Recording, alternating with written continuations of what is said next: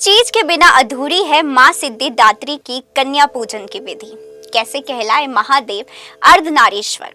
माँ की उपासना से कैसे आपको मिलेगा आशीर्वाद। नवरात्रि के 9 दिन के उत्सव का आज अंतिम दिन है। आज माँ दुर्गा के 9वें स्वरूप माँ सिद्धिदात्री की पूजा अर्चना की जाएगी।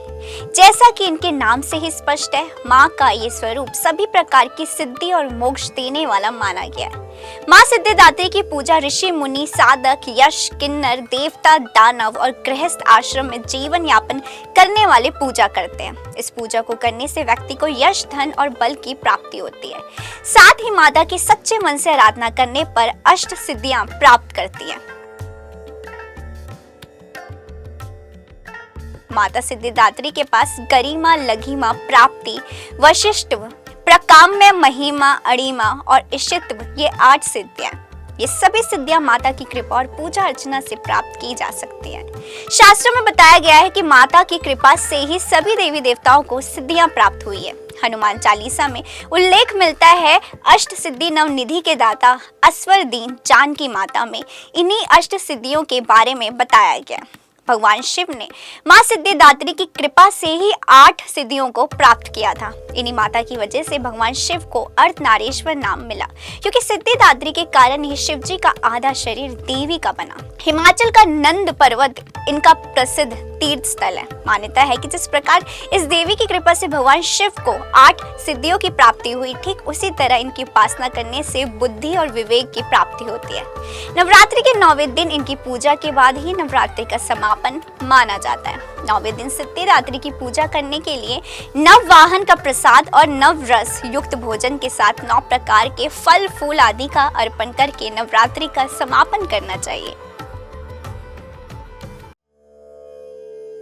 देवी भागवत पुराण में बताया गया है कि सिद्धि और मोक्ष देने वाली दुर्गा को सिद्धिदात्री कहा जाता है। ये देवी भगवान विष्णु की प्रियतमा लक्ष्मी के समान कमल के आसन पर विराजमान है। इन माता के 4 हाथ है, जिनमें माँ ने हाथों में कमल, शंख, गदा, सुदर्शन चक्र धारण की हुई है।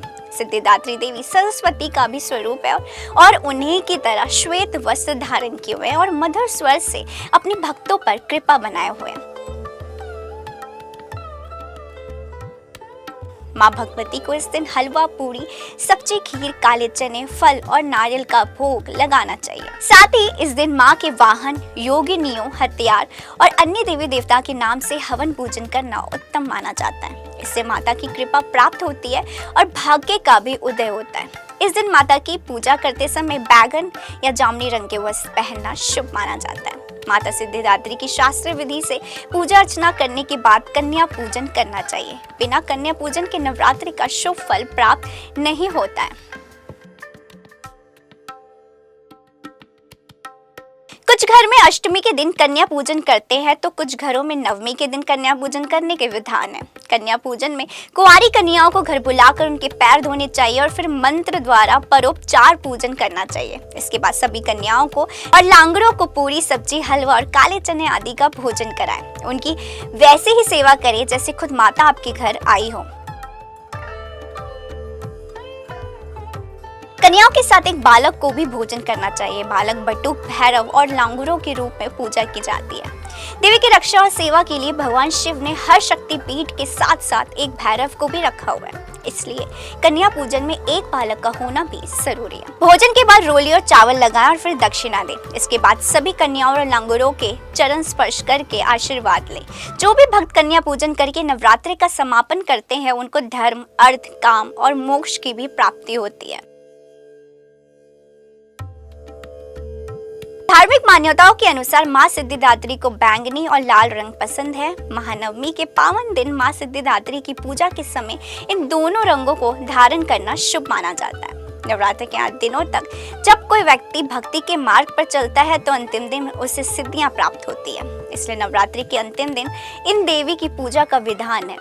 देवी सिद्धिदात्री की कृपा से साधक के अंतर्मन में ज्ञान का प्रकाश भर जाता है और उसके लिए कोई काम असंभव नहीं रह जाता। सांसारिक सुखों का त्याग करके वो ईश्वर के सामने आने योग्य हो जाता है। स्क्रीन पे दिखे इस मंत्र का जाप करने से मोक्ष प्राप्त होता है और देवी माँ सभी मनोकामना पूरी करती है। इंस्टा फीड की तरफ से आप सभी को नवरात्रि की हार्दिक शुभकामनाएं।